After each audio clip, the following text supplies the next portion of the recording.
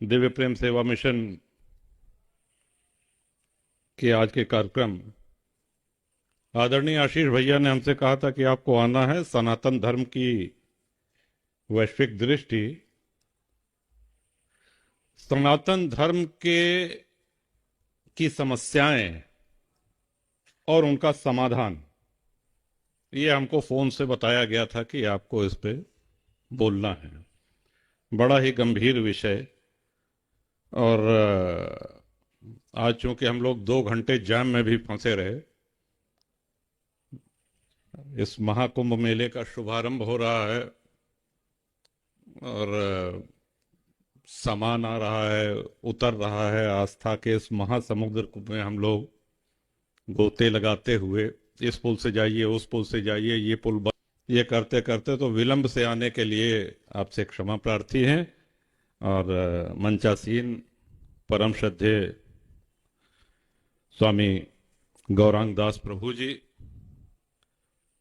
आदरणीय श्री संजय चतुर्वेदी जी, और अभी अभी आपको संबोधित करते हुए हमारे अग्रज आदरणीय श्री एनपी सिंह जी, बड़े विस्तार से आपने सनातन धर्म, दर्शन और भारतीयता, इस पे अपने विचार रखे। देखिए, इसमें कोई संशय नहीं है, विश्व में किसी भी धर्म, किसी भी देश, किसी भी विचारधारा का मानने वाला हो कि सनातन से पहले कुछ नहीं था। अन्य जो भी संप्रदाय, पंथ, मजहब, रिलीजन, ये सब बने आए, वो सनातन के बाद आए। और हम लोग सौभाग्यशाली हैं कि सनातन धर्म ही एकमात्र ऐसा धर्म है जहां साक्षात प्रभु ने, ईश्वर ने स्वयं भक्तों के हित अवतार लिया, अपनी लीलाओं के माध्यम से हमारा मार्गदर्शन किया। भ्रिकुटी विलास सृष्टि लय हुई, जितनी देर में हम लोग पलक झपकते हैं उतने में सृष्टियों का लय और प्रलय हो जाता है। तो ऐसा नहीं था कि कुंभकर्ण को मारने या रावण को मारने प्रभु राम को आना पड़ता, लेकिन रामत्व की स्थापना के लिए साक्षात ब्रह्म ने प्रभु राम के रूप में अवतार लिया, आए। आने वाली सहस्त्राब्दियों तक उनका नाम, उनके यश कीर्ति का गान करते हुए हम लोग इस भवसागर से तर सकें, भक्तों का कल्याण हो, साधुओं का कल्याण हो, इस भाव से भगवान श्री कृष्ण, भगवान श्री राम अवतार लिए। आगे हम लोग जानते हैं। कुंभ के विषय में सभी को पता है कि देवासुर संग्राम के बाद देवताओं असुरों में अमृत के कुंभ को लेकर के जो छीना झपटी हुई, उसके 4 बूंद गिरे। लेकिन इसके बाद भी कुंभ की एक बहुत बड़ी प्रासंगिकता है। कुंभ जब लगता है तो पूरे देश के धर्माचार्य, बल्कि ये कहें कि सनातन के ध्वजावाहक आते हैं। अब राजतंत्र नहीं है, लेकिन पहले सारे राज रियासत जितने थे, उनके राजा, सामंत, वो सब आते थे, अपने अपने राज्यों की समस्याएं कहते थे, उस पे आचार्यों का, गुरुदेवों का, विद्वानों का मार्गदर्शन प्राप्त करते थे। त्रिवेणी स्नान तो करते ही थे, और यहां के मिले हुए मार्गदर्शन को अपने अपने राज्यों में खुशहाली के लिए, वहां की प्रजा के कल्याण के लिए वो जाकर के लागू करते थे। तो इस तरह से वो अमृत जो कुंभ में, ये असली अमृत ये था जो इस कुंभ के माध्यम से हर जगह, पूरे देश में, पूरे विश्व में पहुंचता था। आज हम सभी लोग जानते हैं स्वामी विवेकानंद जी का जन्मदिन है, लेकिन साथ ही साथ आज माता जीजाबाई का भी जन्मदिन है। ये भी बहुत बड़े सौभाग्य की बात है, आज बहुत ही शुभ दिन है। और जीजाबाई न सिर्फ छत्रपति शिवाजी महाराज की मां थी, बल्कि शिवाजी राजा का निर्माण करने वाली महिला माता जीजाबाई। और भारत में हम सभी लोग जानते हैं, बहुत लोग लड़े अपने साम्राज्य बचाने के लिए, अपना साम्राज्य स्थापित करने के लिए, लेकिन हमारे छत्रपति शिवाजी राजा एकमात्र ऐसे महाराज थे जिन्होंने हिंदू स्वराज्य की स्थापना के लिए उस समय शून्य से लेकर के और एक ब्रह्मांड तक की रचना करी और हिंदवी स्वराज की स्थापना करी।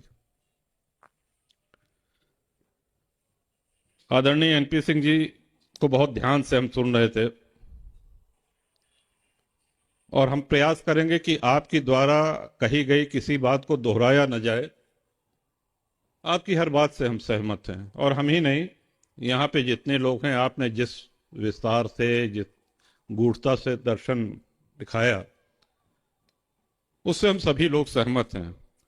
लेकिन आज सनातन के सामने समस्या ये नहीं है। सनातन के सामने आज समस्या ये है, जो बहुत प्रैक्टिकल रूप में हम कह रहे हैं, कि अगर आस्थावान मूर्ति विसर्जन करने जाता है तो उन भक्तों के ऊपर पथराव होता है, उनको मारा पीटा जाता है। अगर हनुमान जी का जन्मोत्सव है, वहां जा रहे हैं तो पथराव हो रहा है। और ये एक दो घटनाएं नहीं है, ये एक नियम बन चुका है।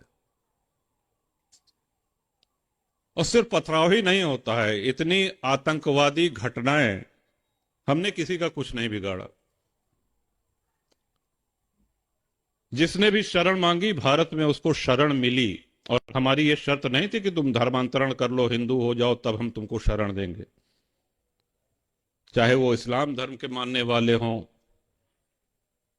चाहे यहूदी हों, चाहे वो पारसी हों,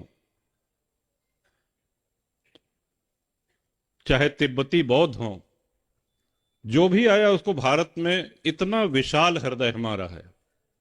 न सिर्फ शरण मिली, बल्कि अपने धार्मिक रीति रिवाज पूरी तरीके से वो उसका पालन कर सके, ये भी सुनिश्चित किया गया। और मैं समझता हूं कि हर एक, किसी भी भारतीय को इसमें कोई आपत्ति नहीं थी। लेकिन समस्या तब शुरू होती है जब आप ये कहें कि जो मेरा ईश्वर है उसी को तुमको मानना होगा, अगर उसको नहीं मानोगे तो मौत के घाट उतार दिए जाओगे, हमले होंगे, आतंकवादी विस्फोट होंगे, वो चाहे काशी में हो, चाहे प्रयाग में हो, चाहे अक्षरधाम मंदिर में हो, चाहे भारत की संसद में हो। ये आज हमारे सामने सबसे बड़ी चुनौती है। और मैं ये मानता हूं कि आज हमको इस्लाम से बहुत कुछ सीखने की भी आवश्यकता है। ईमानदारी से हम सोचें कि उनका अपने धर्म के प्रति जो समर्पण है, क्या हमारे अंदर है? हम तो मंदिर जाते हैं, हम संतों के पास जाते हैं तो पूरा मांग पत्र लेके जाते हैं। अपनी भाषा में कहते हैं कि साहब बिटिया का बिया हो जाए, लड़का की नौकरी लग जाए, बड़ी कृपा। तो हम अपना एक बड़ा लंबा चौड़ा मांग पत्र लेकर के जाते हैं। वो जाते हैं तो उनकी इबादत में एक चीज रहती है कि इस्लाम कैसे बढ़े, वो उनका, उनके धर्म के प्रति समर्पण है। उधर हमारी कोई सोच ही नहीं है। और संस्कृतियों की रक्षा सदैव शस्त्र से होती है। शास्त्र कभी भी संस्कृतियों की रक्षा नहीं कर सकते, कभी भी नहीं। और अगर शास्त्र संस्कृतियों की रक्षा, राष्ट्र की रक्षा कर सकते तो तक्षशिला महाविद्यालय, नालंदा विश्वविद्यालय ये ध्वस्त नहीं होते। एक लुटेरा आया, उसने नालंदा को पूरा जला करके ध्वस्त कर दिया। जितने वहां पे आचार्य थे सबको मौत के घाट उतार दिया गया। कितनी अनमोल पुस्तकें हम और आप सभी सुनते हैं कि 6 महीने तक पुस्तकें जलती रही, और यही हाल तक्षशिला का भी हुआ। हमारे प्रभु ने जब जब अवतार लिया, भगवान राम को 14 वर्ष का वनवास हुआ, राजपाट छोड़ के जाना पड़ा उनको। तो ऐसा तो नहीं था कि उन्होंने 14 वर्ष के लिए कहन अच्छा क्या ले जाओगे, कहन एक डबल बेड, एक सोफा और तकिया, जरा वहां बैठने के लिए आराम होगा। सारा भोग सारा ऐश्वर्य सब कुछ छोड़ करके साथ क्या ले गए? धनुष बाण। और काम भी वही आया, जिस हेतु अवतार लिया था उसकी पूर्ति वहीं से हुई। हम अगर मां की उपासना करते हैं, शक्ति स्वरूपा दुर्गा मां, वो देखिए शस्त्र सज्जित रहती है। हनुमान जी महाराज ने कभी गदा नहीं छोड़ा, गदा से बहुतों को सुधार दिया उन्होंने। भगवान शिव के हाथ से कभी त्रिशूल नहीं छूटा। हम ये तो समझें कि ये हमारे साक्षात ब्रह्म आकर के हमको कहना क्या चाह रहे हैं। ये शास्त्र ये विवेक देता है कि आप शस्त्र का उपयोग कब और कहां करें, किस पे करें। लेकिन शास्त्र कभी ये नहीं कहते कि आप शस्त्र छोड़ दीजिए, शस्त्र त्याग दीजिए। आज अगर भारत एक राष्ट्र के रूप में सुरक्षित है तो हमारे सशस्त्र बल और सेना के कारण है, जो अपने प्राणों की आहुति दे करके और हमारे देश को सुरक्षित रखे हैं। ये इसलिए नहीं है कि हमारी सबसे प्राचीन परंपरा है, सबसे प्राचीन धर्म है और हम बड़े शांति प्रेमी हैं, हम बड़े ज्ञानी हैं, हम शास्त्रों का बड़ा सम्यक अध्ययन हमने किया है, इसलिए हमारा देश सुरक्षित है। और अगर आज विश्व के उसमें देखें तो सबसे प्रत्यक्ष उदाहरण आपको इजराइल का मिलता है। इजराइल अगर आज अपना अस्तित्व बचाए हुए है, और अस्तित्व ही नहीं बचाए हुए है, अब उसके ऊपर जो हमले हो रहे हैं, जो आक्रांता हो रहे हैं, सबको मुंह तोड़ जवाब भी दे रहा है, तो वो अपने शस्त्र बल के कारण दे रहा है। हमारे सनातन धर्म में नागा अखाड़ों की स्थापना शस्त्रों के ही आधार पर हुई थी। जब औरंगजेब ने काशी विश्वनाथ मंदिर तोड़वाने के लिए पहली बार हमला किया तो हमारे नागा संतों ने ही मुगल सेना को मुंहतोड़ जवाब दिया और उनको खदेड़ दिया उल्टा। ये अलग बात है कि 5 वर्ष बाद उससे कहीं बहुत बड़ी सेना लेकर के औरंगजेब आया और वो काशी विश्वेश्वर के उस धाम को तोड़ने में सफल रहा। एक धर्म के रूप में, एक संस्कृत के रूप में, हर विद्वान यहां पे सभागार में जितने भी हैं वो आप मानेंगे कि जितनी ज्यादा लूट, हत्या और बलात्कार धर्म के आधार पर हिंदुओं के साथ हुई है, वो विश्व की और किसी सभ्यता, किसी संस्कृति में नहीं हुई है। गिनती नहीं है, अनुमान नहीं लगाया जा सकता।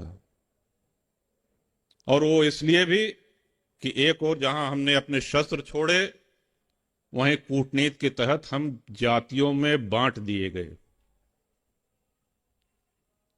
आज यदि कोई संत महात्मा ये कहता है कि जात पात हमारे लिए इसका भेद मिटाना बहुत आवश्यक है, तो कुछ आचार्य उसकी भी आलोचना करने लगते हैं। हाँ ठीक है, जातियां हैं, जाति की भूमिका सजातीय विवाह तक सीमित रहे। या चलिए यहां तक भी कर लिया जाए कि ठीक है, हम अमुक जाति के हैं, हमको प्रसन्नता है, हमको गर्व है, लेकिन दूसरी कोई जात हमसे छोटी है उसको कैसे नीचा दिखाएं। यहीं से हम अपने आप चाहे अनचाहे अपने धर्म को कमजोर करना शुरू कर देते हैं। मोहम्मद बिन कासिम पहला आक्रांता था जिसने भारत पे हमला किया, और युद्ध के बाद जब दोनों सेनाएं विश्राम करने लगी तो राजा दाहिर के पक्ष में जो सेना थी उसमें अलग अलग जगह चूल्हे जल रहे थे। तो उसने पूछा कि ये अलग अलग चूल्हे क्यों जल रहे हैं? अब खाना बन रहा है। हाँ खाना बन रहा है, तो एक स्थान पे क्यों नहीं? कहे साहब ये उस बिरादरी का है, ये उस बिरादरी का चूल्हा जला है, ये फला बिरादरी का है, इसका हाथ लगाया वो नहीं खाते हैं, वो छू लेंगे तो वो नहीं खाएंगे। तो बड़ी जोर से हंसा। उसने कहा मैंने भारत फतेह कर लिया, हिंदुस्तान फतेह कर लिया। और हम हैं कि आज तक इस ऐतिहासिक भूल को देखते हुए भी अनदेखा कर रहे हैं, समझते हुए भी नासमझ बन बैठे हैं। हाँ, ये सनातन एक नई करवट ले रहा है। अब आप लोगों में उत्साह देखने को मिलता है, नौजवानों में उत्साह देखने को मिलता है, बेटे बेटियों में उत्साह देखने को मिलता है। अब लोग खुल के बोल रहे हैं, बड़ा ही सकारात्मक है ये। लेकिन अभी भी बहुत कुछ करना है। नाम बिना लिए हम कहेंगे कि ये हैदराबाद का एक नेता है, उसने कहा कि 15 मिनट में पुलिस हटा दो तो 15 मिनट में पता चल जाएगा। हम सभी लोगों ने ये बयान सुना हो। ऐसा नहीं लगता कि काफी हद तक हम सामने चाहे जो कहें, लेकिन अगर हम बैठ के गंभीरता से सोचें तो ऐसा नहीं लगता है कि काफी हद तक उसकी बात सही है? अगर ऐसा हो जाए तो लगभग आधा हिंदू एक झटके में साफ हो जाएगा। है क्या हमारे पास? हम लड़ेंगे किस चीज से? हमने इकट्ठा क्या किया है? ये विचार करने की बातें हैं। ना हम वंश वृद्धि कर रहे हैं, ना हम शस्त्र संचय कर रहे हैं।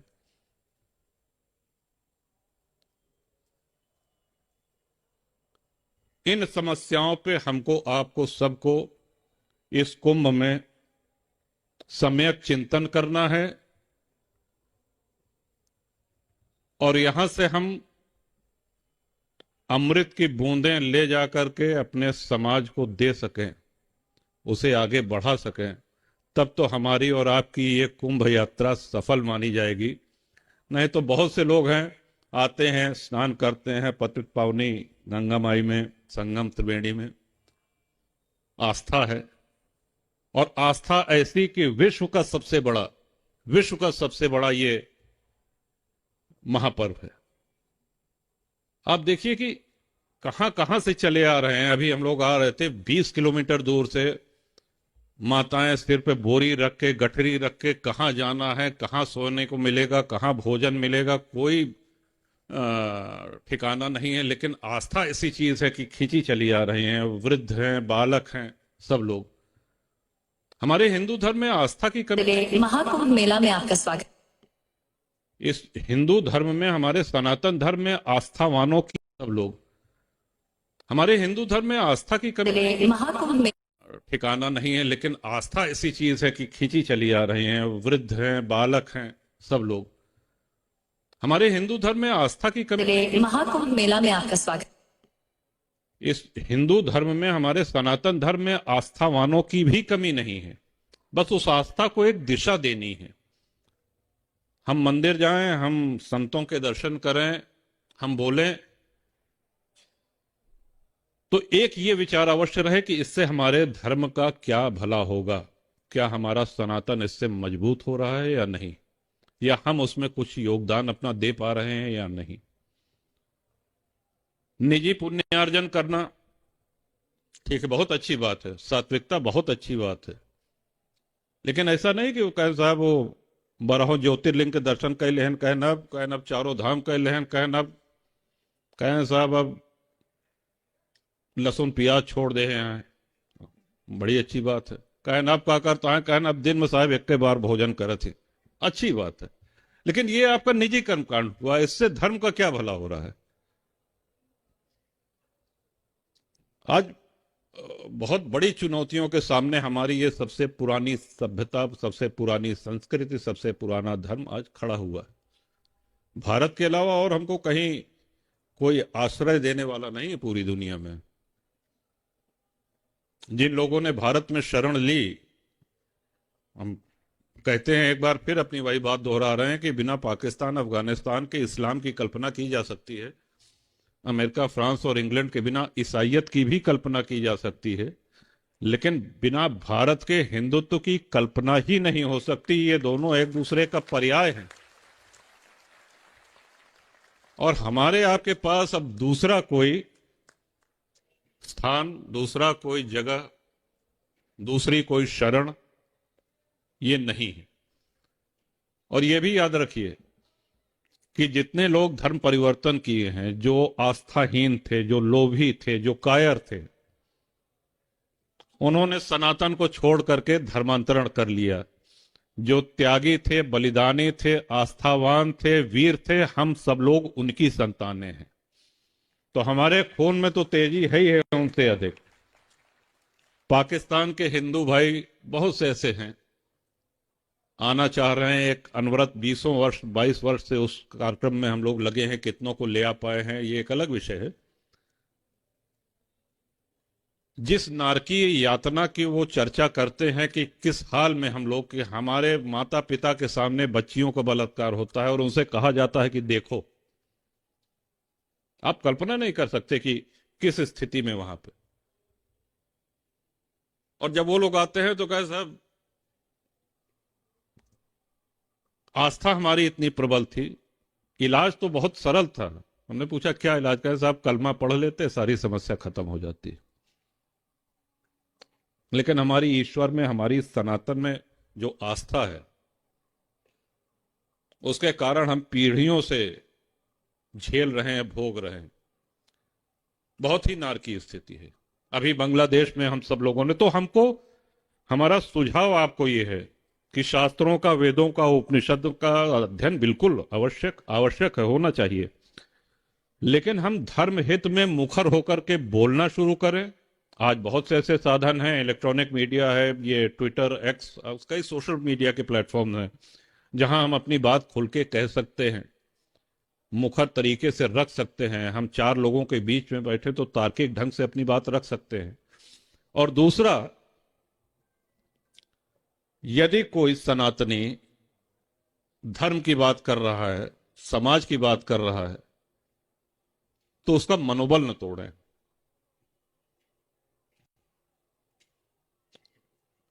कोई भी उद्योगपति, कोई पत्रकार, कोई व्यापारी, कोई राजनेता, कोई अधिवक्ता, कोई किसान, अगर वो हिंदुत्व के लिए मुखर होता है, थोड़ा सा बोलता भी है ना, तो चार हिंदू उसके पीछे पहले लग जाते हैं।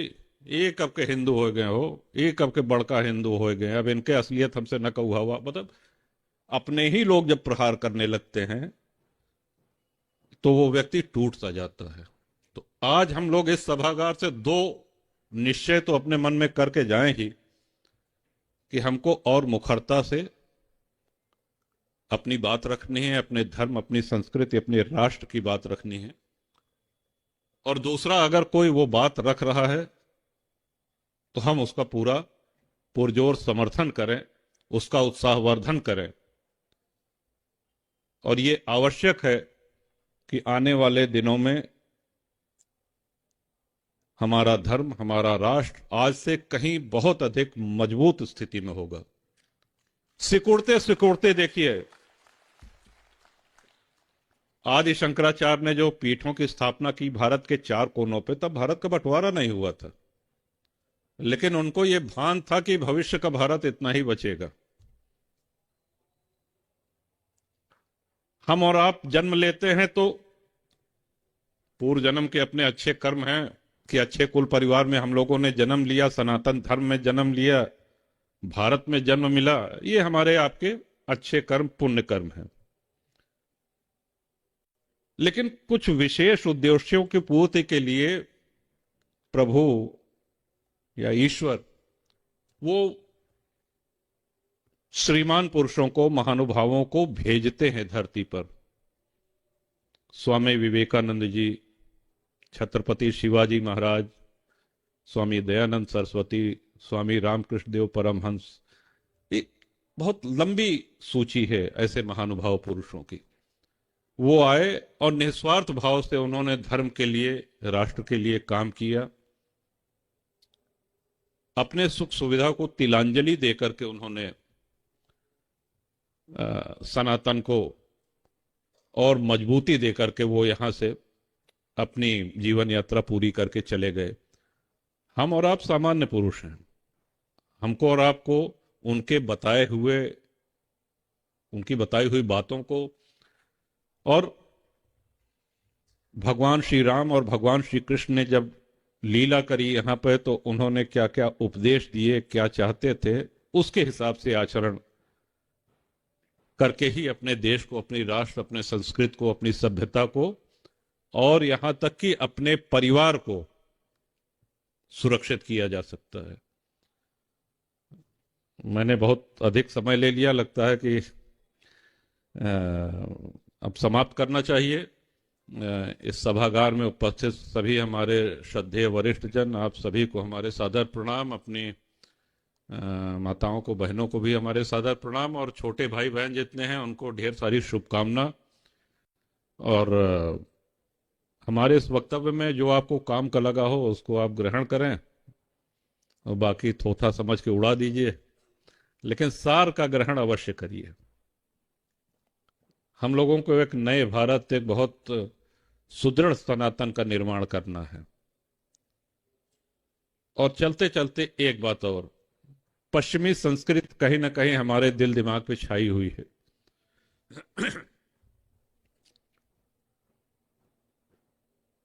भौगोलिक गुलामी अंग्रेज चले गए, समाप्त हो गई। अब समय आ गया है कि हम उस वैचारिक गुलामी से भी अपने आप को छुड़ा लें। वैचारिक गुलामी से हमारा तात्पर्य है कि मम्मी पापा नहीं, जितने यहां पे वरिष्ठ जन हैं, हमको नहीं लगता कि आप अपने माता पिता को इन शब्दों से संबोधित करते होंगे।